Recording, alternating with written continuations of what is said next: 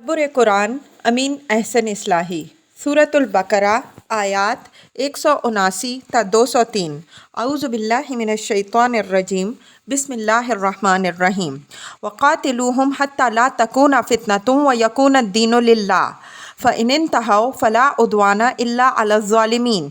اس آیت سے اوپر والی آیت کے مضمون کی مزید وضاحت ہو گئی کہ کفار قریش سے یہ جنگ اس وقت تک جاری رہنی ہے جب تک کہ سرزمین حرم پر فتنہ کا کوئی اثر باقی ہے اور اللہ کے دین کے سوا اور دین یہاں قائم ہے۔ یہ گھر صرف اللہ واحد کی عبادت کے لیے تعمیر ہوا تھا، اس لیے اللہ کے دین کے سوا کسی دوسرے دین کے لیے یہاں گنجائش نہیں ہے، اور اب یہ کام حضرت ابراہیم علیہ السلام کی دعا اور اللہ کے وعدے کے مطابق ہونا ہے، کفار اس کو پسند کریں یا ناپسند۔ اسی بات کو سورہ صف میں یوں فرمایا ہے، هو الذی ارسل رسولہ بالہدی ودین الحق لیظہرہ علی الدین کلہ ولو کرہ المشرکون۔ صف 9۔ ترجمہ: وہی خدا ہے جس نے اپنے رسول کو بھیجا اپنی ہدایت اور دین حق کے ساتھ تاکہ اس دین کو سارے دینوں پر غالب کرے، اگرچہ مشرکین اس چیز کو ناپسند کرے۔ وَيَكُونَ الدِّينُ لِلَّهِ کا صحیح موقع و محل اور اس کا اصل زور سمجھنے کے لیے جہاں بالاجمال اس سنت اللہ کو سمجھ لینا ضروری ہے جو اللہ تعالیٰ نے اپنے رسولوں کے باب میں پسند فرمائی ہے۔ وہ سنت اللہ یہ ہے کہ اللہ تعالیٰ جب کسی قوم کی طرف اپنا رسول بھیجتا ہے تو وہ رسول اس قوم کے لیے خدا کی آخری اور کامل حجت ہوتا ہے، جس کے بعد کسی مزید حجت و برہان کی اس قوم کے لیے ضرورت باقی نہیں رہ جاتی۔ اس کے بعد بھی اگر وہ قوم ایمان نہیں لاتی بلکہ تکذیب رسول اور عداوت حق ہی پر اڑی رہ جاتی ہے تو وہ فنا کر دی جاتی ہے، عام اس سے کہ وہ اللہ تعالیٰ کے کسی عذاب کے ذریعے سے فنا ہو یا حق کے اعوان و انصار اور رسول کے ساتھیوں کے ہاتھوں، اور عام اس سے کہ یہ واقعہ رسول کی زندگی ہی میں ظہور میں آئے یا اس کی وفات کے بعد۔ لَأَغْلَبَنَّ أَنَا وَرُسُلِي اور جاء الحق وزهق الباطل ان الباطل کان زہوقا۔ اس مضمون کی دوسری آیات میں اسی سنت اللہ کی طرف اشارہ ہے، اور اس کے ظہور کے لیے قرآن میں ایک مخصوص ضابطہ بیان ہوا ہے جس کی تفصیل کے لیے موضوع مقامات ہماری اس کتاب میں آئیں گے۔ نوٹ: یہ ملحوظ رہے کہ میں نے یہاں جس سنت اللہ کی طرف اشارہ کیا ہے اس کا تعلق خاص طور پر رسولوں سے ہے، ان انبیاء سے نہیں ہے جو صرف نبی تھے، رسول نہیں تھے۔ نبی اور رسول کے اس فرق پر بھی مفصل بحث اپنے مقام پر آئے گی۔ اسی سنت اللہ کی طرف یہ آیت اشارہ کر رہی ہے کہ اس آخری رسالت کے مقصد کی تکمیل اس بات پر ہونی چاہیے کہ سرزمین حرم پر دین حق کے سوا کوئی اور دین باقی نہیں رہنے پائے گا۔ چنانچہ اسی بنیاد پر قرآن نے کفار عرب کے سامنے، جن کے لیے حضرت صلی اللہ علیہ وسلم کی بعثت براہ راست تھی اور جو بیت اللہ پر بالکل ناجائز طور پر قابض تھے، صرف دو ہی راہیں باقی رکھی تھیں، یا تو اسلام قبول کرے یا تلوار۔ دوسرے کفار کی طرح ان کے لیے جزیہ کی گنجائش نہیں تھی۔ چنانچہ جب اتمام حجت کا تقاضا پورا ہو گیا، نبی صلی اللہ علیہ وسلم نے مکہ پر فوج کشی کی اور بیت اللہ پر قبضہ کر کے اس کو کفر و شرک کی تمام آلائشوں سے بالکل پاک کر دیا اور جاء الحق وزهق الباطل کا اعلان فرما دیا۔ پھر حرم الہی کو مستقل طور پر کفر و شرک کے غلبہ سے پاک رکھنے کے لیے یہ بھی ضروری ہوا کہ اس پورے علاقے کو غیر اسلامی قبضہ یا مداخلت سے بالکل محفوظ کر دیا جائے جس میں یہ حرم واقع ہے۔ چنانچہ نبی صلی اللہ علیہ وسلم نے پورے جزیرہ عرب کے متعلق یہ ہدایت دے دی کہ لا یجتمع فیہ دینان، اس میں دین حق کے ساتھ کوئی اور دین جمع نہیں ہو سکتا، اور آخر وقت میں آپ صلی اللہ علیہ وسلم نے یہود و نصارہ کو بھی اس سرزمین سے نکال دینے کی وصیت فرمائی، جس کی تعمیل حضرت عمر رضی اللہ عنہ نے اپنے زمانے میں کی۔ یہ تدبیر مرکز اسلام کے سیاسی تحفظ کے لیے ضروری تھی، اور یہ مسلمانوں پر فرض ہے کہ وہ اس گھر کے تحفظ کے لیے ہمیشہ بیدار رہیں اور کسی بھی غیر اسلامی طاقت کے قدم اس سرزمین پر جمنے نہ دیں۔ فَإِنِ انْتَهَوْا فَلَا عُدْوَانَ إِلَّا عَلَى الظَّالِمِينَ۔ انتہاؤ کا مفہوم ہمارے نزدیک وہی ہے جس کی طرف ہم اوپر اشارہ کر چکے ہیں۔ عدوان کے اصلی معنی تو تعدی اور زیادتی کے ہیں، لیکن یہاں یہ لفظ مجرد اقدام ایکشن کے معنی میں استعمال ہوا ہے۔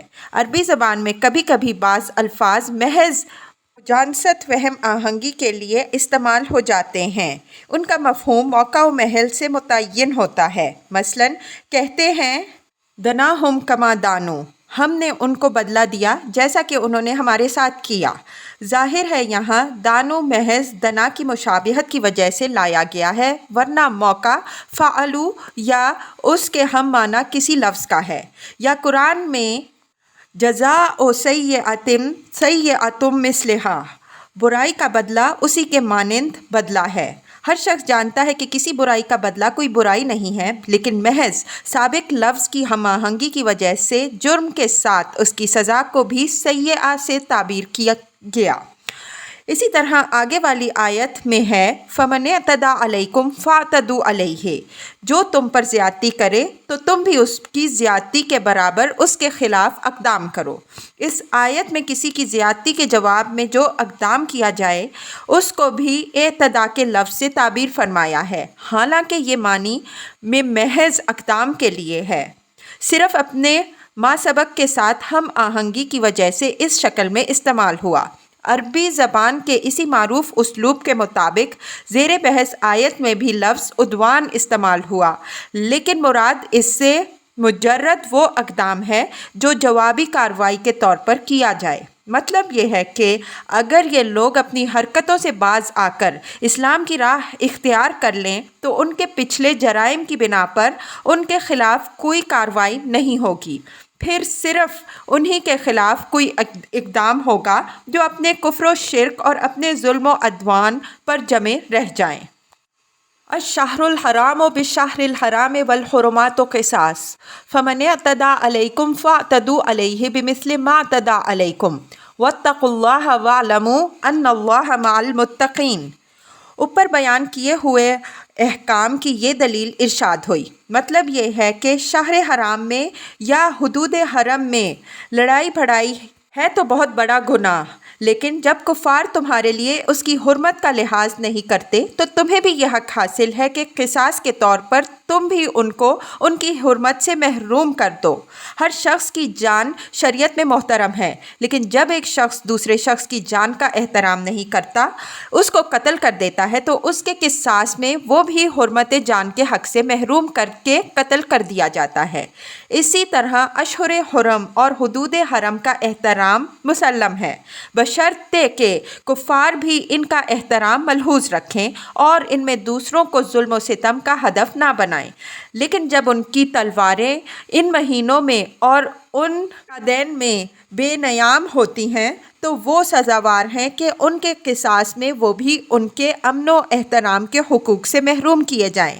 مزید فرمایا کہ جس طرح اشہر حرم کا یہ قصاص ضروری ہے، اسی طرح دوسری حرمتوں کا بھی قصاص ہے، یعنی جس محترم چیز کے حقوق حرمت سے وہ تمہیں محروم کریں، تم بھی اس کے قصاص میں اس کے حق حرمت سے انہیں محروم کرنے کا حق رکھتے ہو۔ پس جس طرح کے اقدامات حرم اور اشہر حرم کی حرمتوں کو برباد کر کے وہ تمہارے خلاف کریں، تم ان کے جواب ترکی بترکی دو، البتہ تقوی کے حدود کا لحاظ رہے، کسی حد کے توڑنے میں تمہاری طرف سے پیش قدمی نہ ہو اور نہ کوئی اقدام حد ضروری سے زائد ہو۔ اللہ تعالیٰ کی تائید و نصرت انہی لوگوں کو حاصل ہوتی ہے جو ہر طرح کے حالات میں اس سے ڈرتے رہتے ہیں۔ وَأَنفِقُوا فِي سَبِيلِ اللَّهِ وَلَا تُلْقُوا بِأَيْدِيكُمْ إِلَى التَّهْلُكَةِ وَأَحْسِنُوا إِنَّ اللَّهَ يُحِبُّ الْمُحْسِنِينَ۔ انفاق کا یہ حکم جیسا کہ ہم نے اوپر اشارہ کیا اس جہاد کے لیے ہے جس کا یہاں حکم دیا گیا ہے۔ جہاد جان اور مال دونوں کی قربانی کا مطالبہ کرتا ہے، اس وجہ سے قرآن میں جہاں کہیں بھی جہاد و قتال کا بیان ہوا ہے، انفاق کا حکم اس کے ساتھ ضرور ہوا ہے۔ تجاہدون فی سبیل اللہ باموالکم وانفسکم، اور تم جہاد کرو اللہ کی راہ میں اپنے مال اور اپنی جان سے۔ ولا تلقوا بایدیکم الی التہلکہ میں بایدیکم کے الفاظ سے ایک ایسے شخص کی تصویر نگاہوں کے سامنے آتی ہے جو اوپر سے نیچے کی طرف اپنے دونوں ہاتھ پھیلائے ہوئے کسی دریا یا غار میں چھلانگ لگا رہا ہو۔ بعض عرب شاعروں نے بھی یہ اسلوب استعمال کیا ہے۔ مطلب یہ ہے کہ جو لوگ اللہ کی راہ میں جان و مال کی قربانی دینے سے جی چراتے ہیں، بظاہر تو وہ گمان کرتے ہیں کہ وہ اپنے آپ کو خطرات سے بچا رہے ہیں، لیکن در حقیقت وہ اپنے آپ کو ہلاکت کی جہنم میں جھونکتے ہیں۔ انسان کے لیے زندگی اور بقا کا اصلی خزانہ خدا کی راہ میں جان اور مال کی قربانی ہے، نہ کہ ان کے سینتنے یا بچانے میں۔ قرآن نے جگہ جگہ اس حقیقت کی طرف اشارے کیے ہیں۔ سورہ توبہ میں منافقین کا ذکر کرتے ہوئے فرمایا ہے، وَسَيَحْلِفُونَ بِاللَّهِ لَوِ اسْتَطَعْنَا لَخَرَجْنَا مَعَكُمْ يُهْلِكُونَ أَنفُسَهُمْ وَاللَّهُ يَعْلَمُ إِنَّهُمْ لَكَاذِبُونَ۔ توبہ 42۔ ترجمہ، اور وہ عنقریب تمہیں اللہ کی قسمیں کھا کر یقین دلائیں گے کہ اگر ہم سامان پاتے تو ضرور آپ کے ساتھ جہاد کے لیے نکلتے۔ یہ لوگ اپنے آپ کو ہلاکت میں جھونک رہے ہیں اور اللہ خوب جانتا ہے کہ یہ لوگ بالکل جھوٹے ہیں۔ اس آیت میں یحلکون انفسہم کے الفاظ سے اسی بخل اور بزدلی کی طرف اشارہ کیا ہے جس سے بچنے کی تاکید وَلَا تُلْقُوا بِأَيْدِيكُمْ إِلَى التَّهْلُكَةِ کے ٹکڑے میں فرمائی ہے۔ اس سے معلوم ہوا کہ جس چیز کو زندگی اور مال کے حریص کامیابی سمجھتے ہیں، اللہ تعالیٰ کی نظر میں وہ موت اور ہلاکت ہے۔ وَأَحْسِنُوا کا عطف وَأَنفِقُوا پر ہے۔ یہاں احسان کے معنی کسی کام کو خوبی کے ساتھ کرنے کے ہیں، یعنی اللہ کی راہ میں فیاضی اور خوش دلی کے ساتھ خرچ کرو، اور وہ مال خرچ کرو جو تمہیں عزیز و محبوب ہو۔ انفاق کے معاملے میں اس احسان کی تاکید قرآن نے جگہ جگہ فرمائی ہے۔ یا ایھا الذین آمنوا انفقوا من طیبات ما کسبتم ومما اخرجنا لکم من الارض ولا تیمموا الخبیث منہ تنفقون ولستم بآخذیہ الا ان تغمضوا فیہ واعلموا ان اللہ غنی حمید۔ بقرہ 267۔ ترجمہ، اے ایمان والو، ان پاکیزہ مالوں سے خرچ کرو جو تم تجارت وغیرہ سے کماتے ہو، اور جو ہم نے زمین سے تمہارے لیے پیدا کیا ہے، اور اس میں سے برے مال کے خرچ کرنے کا خیال نہ کرو، جسے خرچ تو کرو لیکن اگر وہی مال تمہیں لینا پڑ جائے تو آنکھ میچے بغیر نہ لے سکو گے، اور اس بات کو اچھی طرح سمجھ رکھو کہ اللہ بے نیاز ہے اور حمید ہے۔ انفاق میں جب تک اللہ تعالیٰ کے لیے یہ جوش و جذبہ اور یہ احتیاط شامل نہ ہو، اس وقت تک اس احسان کا درجہ حاصل نہیں ہوتا۔ اللہ تعالیٰ ہمارے مال کا محتاج نہیں ہے، وہ سب سے زیادہ بے نیاز و بے پرواہ ہے، البتہ ہم خود اس کے وجود کرم کے ہر وقت محتاج ہیں۔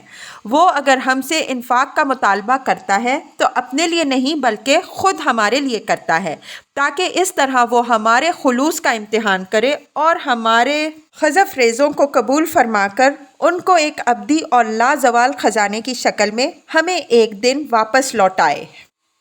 وَأَتِمُّوا الْحَجَّ وَالْعُمْرَةَ لِلَّهِ فَإِنْ أُحْصِرْتُمْ فَمَا اسْتَيْسَرَ مِنَ الْهَدْيِ وَلَا تَحْلِقُوا رُءُوسَكُمْ حَتَّى يَبْلُغَ الْهَدْيُ مَحِلَّهُ فَمَنْ كَانَ مِنْكُمْ مَرِيضًا أَوْ بِهِ أَذًى مِنْ رَأْسِهِ فَفِدْيَةٌ مِنْ صِيَامٍ أَوْ صَدَقَةٍ أَوْ نُسُكٍ فَإِذَا أَمِنْتُمْ فَمَنْ تَمَتَّعَ بِالْعُمْرَةِ إِلَى الْحَجِّ فَمَا اسْتَيْسَرَ مِنَ الْهَدْيِ فَمَنْ لَمْ يَجِدْ فَصِيَامُ ثَلَاثَةِ أَيَّامٍ فِي الْحَجِّ وَسَبْعَةٍ إِذَا رَجَعْتُمْ تِلْكَ عَشَرَةٌ كَامِلَةٌ ذَلِكَ لِمَنْ لَمْ يَكُنْ أَهْلُهُ حَاضِرَ الْمَسْجِدِ الْحَرَامِ وَاتَّقُوا اللَّهَ وَاعْلَمُوا أَنَّ اللَّهَ شَدِيدُ الْعِقَابِ۔ جس طرح فرض نمازوں کے ساتھ سنتیں اور نوافل ہیں جن سے اصل نماز کے لیے طبیعت میں بیداری اور آمادگی ہی پیدا ہوتی ہے، اور اگر اس میں کوئی کمی رہ جاتی ہے تو ان سے اس کسر کا جبر بھی ہوتا ہے، اسی طرح عمرے کی نوعیت بھی حج کے لیے ایک ریہرسل کی ہے۔ اس سے حج کے لیے طبیعت میں آمادگی بھی پیدا ہوتی ہے اور بعض حالات میں اس کے کسر کا جبر بھی ہوتا ہے۔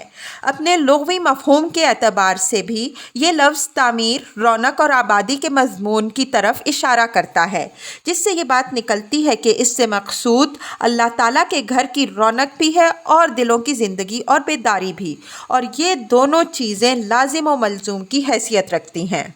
اتم الحج والعمرۃ للہ میں اصل زور للہ کے لفظ پر ہے۔ مطلب یہ ہے کہ جب جنگ و جہاد کے مراحل سے گزر کر حج و عمرہ کی سعادت حاصل کرو تو تم یہ حج و عمرہ صرف اللہ وحدہ لا شریک کے لیے پورا کرو۔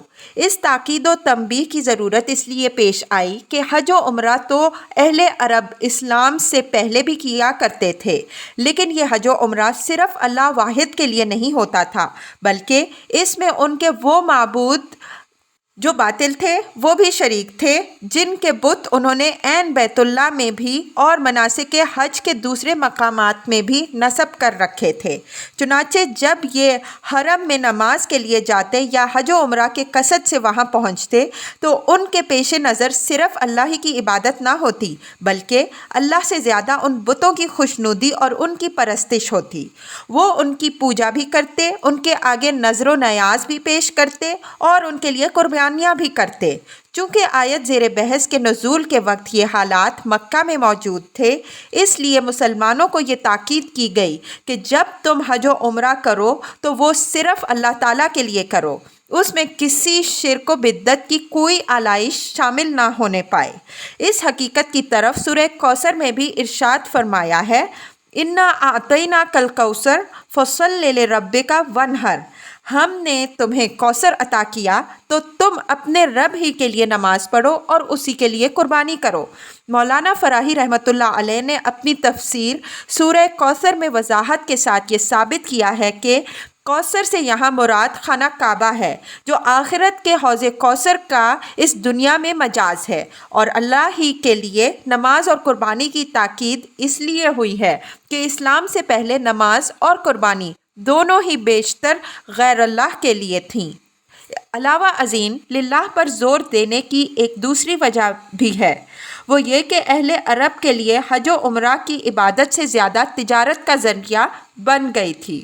ان کے لیے ان کی حیثیت تجارتی میلوں کی رہ گئی تھی، اور وہ مقاصد امتداد زمانہ سے ان کی نظروں سے بالکل اوجھل ہو گئے تھے، جن کے لیے حضرت ابراہیم علیہ السلام نے اس گھر کی تعمیر فرمائی تھی۔ چنانچہ اس تجارتی مقصد ہی کے تحت انہوں نے نسیء کا قاعدہ ایجاد کر کے حج کے مہینے کو قمری کے بجائے شمسی حساب کے مطابق کر لیا تھا، تاکہ یہ مہینہ تجارتی نقطۂ نظر سے ان کے لیے مناسب زمانہ میں پڑے۔ یہاں للہ کے لفظ سے مسلمانوں کو حج و عمرہ کے اصل مقصود کی طرف توجہ دلائی گئی ہے کہ یہ عبادتیں اللہ کی رضا حاصل کرنے اور تقویٰ کی تربیت کے لیے مقرر کی گئی ہیں، نہ کہ میلوں کے انعقاد اور کاروباری سرگرمیوں کے لیے۔ اس وجہ سے تم کفار و مشرکین کے برخلاف اللہ کو اپنا مقصود بناؤ۔ اس سلسلے میں مسلمانوں کو تجارتی فوائد حاصل کرنے کی جو محدود اجازت دی گئی ہے، اس کا ذکر آگے آ رہا ہے۔ فَإِنْ أُحْصِرْتُمْ فَمَا اسْتَيْسَرَ مِنَ الْهَدْيِ، احصار کے معنی گھیر لینے کے ہیں، اور یہاں گھیر لیے جانے سے مراد دشمن کی طرف سے گھیر لیے جانے کے ہیں۔ آگے فَإِذَا أَمِنْتُمْ کے الفاظ سے بھی اسی مضمون کا اشارہ نکلتا ہے، اور وقت کے حالات بھی اسی بات کے حق میں ہیں، اس لیے کہ ان آیات کے نزول کے زمانے میں مکہ پر مشرکین قریش کا قبضہ تھا، اور انہوں نے وہاں سے مسلمانوں کو نہ صرف یہ کہ نکال چھوڑا تھا، بلکہ کسی قیمت پر بھی ان کو دوبارہ مکہ آنے کی اجازت دینے کے لیے تیار نہ تھے۔ اس امر کا سخت اندیشہ تھا کہ مسلمان اگر حج یا عمرہ کے لیے مکہ کا رخ کرتے تو وہ پوری قوت سے مزاحم ہوتے۔ چنانچہ ہوا بھی ایسا ہی۔ صلح حدیبیہ کے موقع پر جب نبی صلی اللہ علیہ وسلم اور آپ صلی اللہ علیہ وسلم کے صحابہ رضی اللہ عنہم اجمعین نے عمرہ کا ارادہ کیا تو کفار نے سخت مزاحمت کی۔ یہ صورتحال متقاضی تھی کہ پہلے اس امکانی خطرے کے لیے مسلمانوں کو ہدایت دے دی جائے۔ چنانچہ یہ ہدایت دے دی گئی کہ اگر دشمن تمہیں گھیر لے اور بیت اللہ تک پہنچنا ممکن نہ ہو تو جو قربانی تمہیں میسر ہو وہی پیش کر دو جہاں گھر جاؤ۔ حضور صلی اللہ علیہ وسلم نے اسی ہدایت کے بموجب حدیبیہ ہی میں قربانی کر کے احرام کھول دیا۔ وَلَا تَحْلِقُوا رُؤُوسَكُمْ حَتَّى يَبْلُغَ الْهَدْيَ مَحِلَّهُ، محلہ جیسا کہ صاحب لسان العرب نے تصریح کی ہے، حل یحل سے ظرف ہے اور وقت اور جگہ دونوں کے مفہوم پر مشتمل ہے۔ مطلب یہ ہے کہ سر اس وقت تک نہ منڈواؤ جب تک کہ قربانی ٹھکانے نہ لگ جائے اور نظر پوری نہ ہو جائے۔ ظاہر ہے کہ امن اور احصار کی دو مختلف حالتوں میں قربانی کے ٹھکانے لگنے کی شکلیں دو مختلف ہوں گی، اور نبی صلی اللہ علیہ وسلم کے عمل سے دونوں کے ثبوت موجود ہیں۔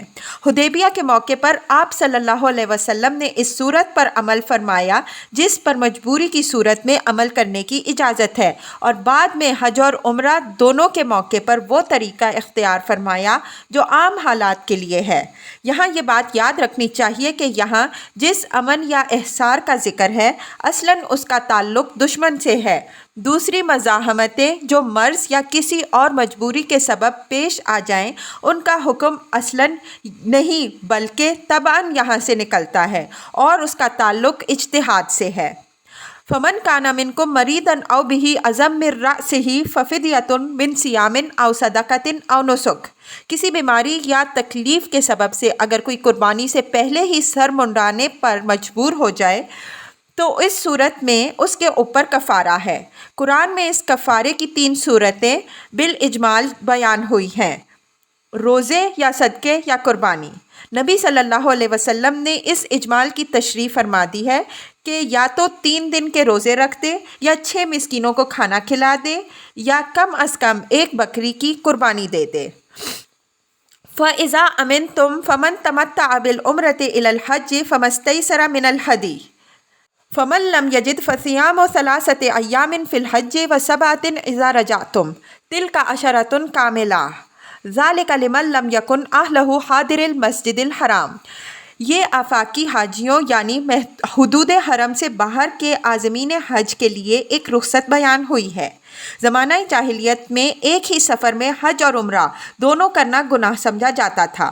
یہ بات حدود حرم کے اندر رہنے والوں کے لیے تو ٹھیک تھی، اس لیے کہ ان کے لیے حج اور عمرہ کے لیے الگ الگ سفر کرنا مشکل نہ تھا، لیکن دور سے آنے والے حجاج کے لیے اس میں زحمت تھی۔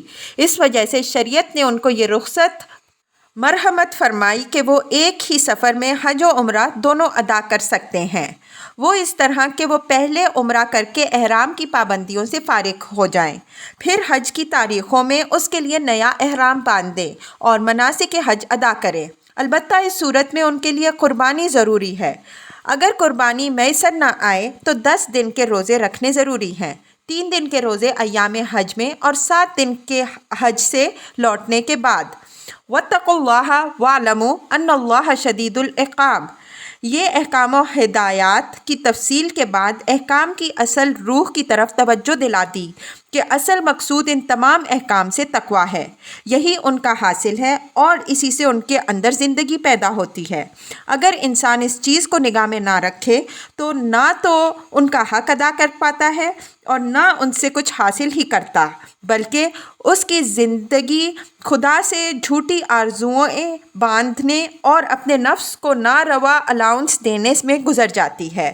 حالانکہ خدا کے طبعی قوانین جس طرح اپنے نتائج میں بے لاگ ہیں، اسی طرح اس کے شرعی اور اخلاقی قوانین بھی اپنے نتائج میں بے لاگ ہیں۔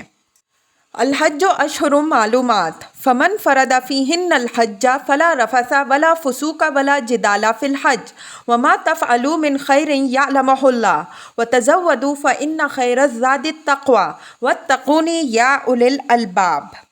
موقع دلیل ہے کہ حج کا لفظ یہاں حج اکبر اور حج اصغر یعنی حج اور عمرہ دونوں ہی کے لیے استعمال ہوا ہے۔ لفظ قصاص پر بحث کرتے ہوئے ہم الفاظ کی اس مخصوص نوعیت استعمال کی طرف اشارہ کر چکے ہیں۔ اشہر معلومات سے مقصود ایام معدودات کی طرح ان کے معین و محدود ہونے کی طرف اشارہ ہے کہ یہ کچھ ایسی غیر محدود و غیر معین مدت نہیں ہے کہ حج یا عمرہ کی نیت کرنے والا ان پابندیوں کے تصور سے گھبرا اٹھے۔ بس چند معلوم و متعین مہینے ہیں، تو جو شخص ان میں حج یا عمرہ کا عزم کرے وہ ان پابندیوں کو نبھائے اور شہوت و نافرمانی اور لڑائی جھگڑے سے بچے اور زیادہ سے زیادہ نیکی اور تقویٰ کی کمائی کرنے کی کوشش کرے۔ اگرچہ انسان کو اس جہاد میں اپنے جذبات و شہوات کی قربانی ضرور دینی پڑتی ہے، لیکن یہ چیز ہراساں ہونے کی نہیں۔ تو یاد رکھنا چاہیے کہ وہ جو چھوٹی سے چھوٹی نیکی بھی کرتا ہے وہ اللہ کے علم میں رہتی ہے اور وہ اس کا ایک دن بھرپور صلہ دے گا۔ یہاں رفثہ، فسوق اور جدال 3 چیزوں کی نفی ہے۔ رفثہ سے مراد شہوانی باتیں ہیں، اس لفظ کی تحقیق اوپر گزر چکی ہے۔ فسوق کے معنی خدا کی نافرمانی کے ہیں اور جدال سے مراد آپس کے لڑائی جھگڑے کے ہیں۔ ان تینوں چیزوں کی ممانعت سے نفسانی محرکات کے وہ تمام دروازے بند ہو جاتے ہیں جن سے انسان گناہ میں داخل ہوتا ہے۔ حج میں ان چیزوں کی قطعی ممانعت کے بعض خاص وجوہ ہیں۔ ایک وجہ تو یہ ہے کہ اسلام میں یہ عبادت انسان کو ترک دنیا اور زہد کی اس آخری حد سے آشنا کرنے والی ہے جس سے آشنا ہونا اسلام میں مطلوب و مرغوب ہے اور جو تربیت و تزکیہ کے لیے ضروری ہے۔ اس سے آگے رہبانیت کی حدیں شروع ہو جاتی ہیں جن میں داخل ہونے سے اسلام نے روکا ہے۔ دوسری وجہ یہ ہے کہ احرام کی پابندیوں کی وجہ سے ان چیزوں کے لیے نفس کے اندر اکساہٹ بہت بڑھ جاتی ہے۔ انسان کے اندر یہ کمزوری ہے کہ جس چیز سے وہ روک دیا جائے اس کی خواہش اس کے اندر دو چند ہو جاتی ہے اور شیطان اس کی اس کمزوری سے فائدہ اٹھاتا ہے۔ تیسری وجہ یہ ہے کہ سفر کی حالت ہونے کے سبب سے ان چیزوں کے مواقع بہت پیش آتے ہیں۔ آدمی اگر چوکنا نہ رہے تو ہر قدم پر فتنے میں پڑ جاتا ہے۔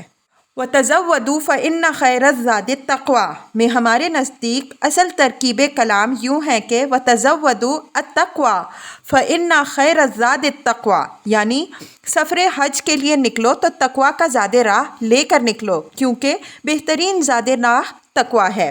پہلی جگہ اعجاز اور بلاغت کے تقاضے کے تحت تقویٰ کے لفظ کو حذف کر دیا، اس لیے کہ آگے اس کا اظہار ضروری تھا۔ اگر پہلے مقام میں بھی اس کا اظہار کر دیا جاتا تو اس سے کلام میں تکرار کا عیب پیدا ہو جاتا اور قرآن مجید ہر عیب سے پاک ہے۔ اکثر لوگ یہاں تقویٰ کے لفظ کو محذوف نہیں مانتے۔ ان کے نزدیک تزودوا کے لفظ سے لوگوں کو حج کے لیے مادی زاد راہ لے کر نکلنے کی تاکید کی گئی ہے۔ ان کے خیال میں اس تاکید کی وجہ یہ پیش آئی کہ اکثر اہل عرب بغیر کسی زاد راہ ہی کے حج کے لیے اٹھ کھڑے ہوتے تھے اور اس طرح خود بھی زحمت اٹھاتے تھے اور دوسروں کے لیے بھی موجب زحمت بنتے تھے۔ اس وجہ سے ان کو یہ ہدایت کی گئی ہے کہ جب حج کے لیے نکلا کریں تو اس کے لیے زاد راہ کا انتظام کر کے نکلا کریں۔ اگرچہ یہ بات اپنی جگہ پر بالکل ٹھیک ہے کہ حج کے لیے زاد راہ کا انتظام مقدم ہے، بلکہ واقعہ یہ ہے کہ شریعت نے حج فرض ہی ان لوگوں پر کیا ہے جو ہر پہلو سے اس کے لیے استطاعت رکھتے ہیں، لیکن یہاں یہ معنی لینا عربیت کے بالکل خلاف ہوگا۔ اس کی وجہ یہ ہے کہ عربی میں فَإِنَّ کا لفظ جب اس طرح آیا کرتا ہے جس طرح اس آیت میں آیا ہے تو وہ اپنے ما سبق کی توجیہ و تعلیل کے لیے آیا کرتا ہے۔ اگر تزودوا سے مراد مادی زاد راہ ہوتا تو اس کے بعد اس کی توجیہ و تعلیل میں بھی اسی کی حکمت بیان ہوتی، کیونکہ اس سفر کے لیے زاد راہ کا اہتمام ضروری ہے، لیکن یہاں حکمت بیان ہوئی ہے تقویٰ کے زاد راہ کی۔ اس ہدایت کے موقع و محل سے بھی اسی مضمون کی تائید نکلتی ہے جس کی طرف ہم نے اشارہ کیا ہے۔ اوپر والے ٹکڑے میں یہ فرمایا گیا ہے کہ جو شخص حج کے عزم سے نکلے تو وہ شہوانی باتوں، فاسقانہ حرکتوں اور لڑائی جھگڑے سے کلیتاً احتراز کرے۔ اس مضمون کے ساتھ اگر سب سے زیادہ قریبی جوڑ ہو سکتا ہے تو اسی بات کا ہو سکتا ہے کہ اس مقدس سفر کے لیے آدمی کو رفثہ، فسوق اور جدال کے بجائے تقویٰ کا زاد راہ لے کر نکلنا چاہیے، اس لیے کہ بہترین زاد راہ تقویٰ ہی کا زاد راہ ہے۔